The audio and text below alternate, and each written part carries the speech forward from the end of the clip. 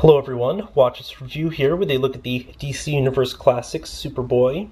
Now there have been a great number of Superboys over the years. This is the Connor Kent version, originally introduced in the Reign of the Superman arc, directly following the death of Superman. And in fact, this is the very look that he sported back during that time period. Since then, he's adopted a, more standard look, which kind of makes it funny that they didn't give him a variant in this wave, but whatever. Now, this is a very Teen Titans-centric wave as well. We have the new Blue Beetle, who's been on the team, Superboy, Donna Troy, was a really long-standing member, as well as the major Titans antagonist, Trigon, the catalyst for the formation of the team. Well, during its 80s run. I should also mention that the packaging just really works well for Superboy because he has this really bright colored costume and, it's a really busy packaging, so it just kind of pops. But let's pop this guy a package and take a closer look. Superboy comes with the left arm of Trigon, in addition to a pin which looks more like the Clark Kent Superboy. As for the figure itself, Superboy has a really 90s look. It seems every decade or so there are always a few characters who, the comic makers try to give a more contemporary, more hip appearance that ultimately does start to look a little bit dated by the end of that time. They switch to a more conservative, more, more timeless look. In Superboy's case, he ends up just wearing a t-shirt with an S emblazoned on it and a pair of jeans, but in other cases it's just a more traditional costume. Now, I really like the look of this. There's a good amount of detail. It's somewhat similar to what they did with the Mr. Terrific, where we have a thin piece of plastic applied over the body for the appearance of a jacket, then, sculpted arms.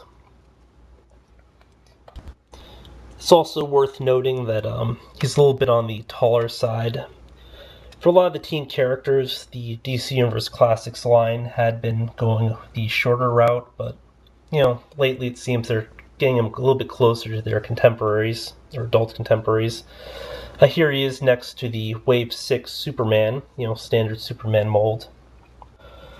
Ironically, he's the variant of the recovery suit Superman, which was also used in the Rise and Death and Rise of Superman storyline. And basically all the Supermen from that storyline have appeared in figure form between this line and the DC Superheroes line, so apparently somebody at Mattel really likes that story. To give you a better idea about that whole height thing, here's Beast Boy, who I believe is the same height as Impulse, Kid Flash. So, it's just definitely a much better scale.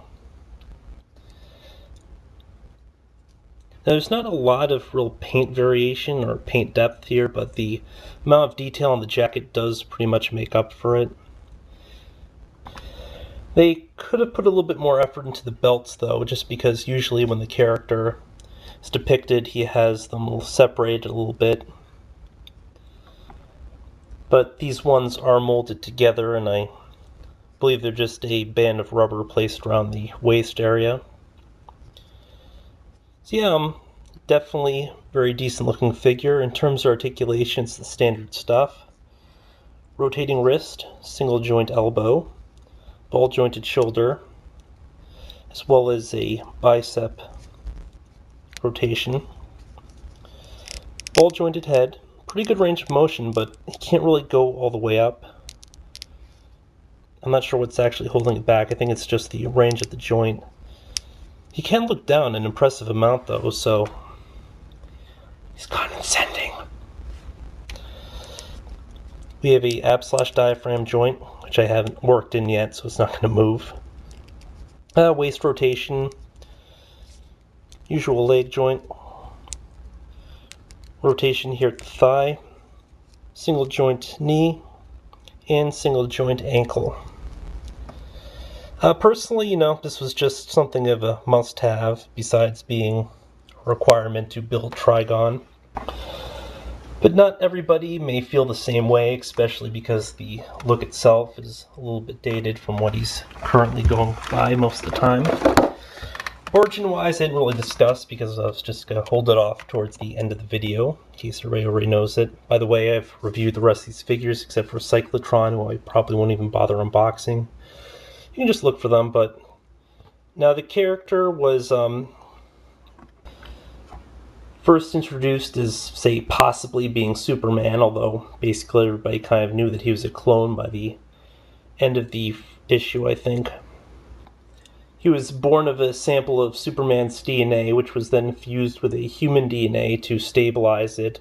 The human donor was originally believed to be the Cadmus director, Paul Westfield, but later on, during the Teen Titans run, it was revealed to actually be Lex Luthor, and Lex Luthor used some sleeper commands to force Superboy to attack the team, and he pretty much kicked their asses. It's also worth mentioning that the glasses from his costume he actually lifted off a guy who was trying to run somebody over. I think he might have grabbed the jacket from them too, but I can't remember. It was a, I guess, sort of humorous shakedown where he has their car lifted into the air and stuff. After he brings it down, he tells the guy that he's got nice glasses, and the guy just gives them to him. I guess it helps build that he kind of has sort of like a punk attitude at that point. Now, his secret identity is Connor Kent, but at the same time his Kryptonian name is Con-El, which happens to be an anagram of clone, spelled with a K, not with a C. I guess somebody thought they were being clever when they did that. I guess it's kind of funny too, though. The character would go on to serve with Young Justice alongside the Tim Drake Robin, then later the Teen Titans. Up until his death at the hands of Superboy Prime, then he was resurrected, I think basically using the same method they had healed Superman with. But that has been a look at the DC Universe Classics Superboy. Feel free to check out my other reviews for this wave. And rate, comment, subscribe, whatever. Until next time, folks.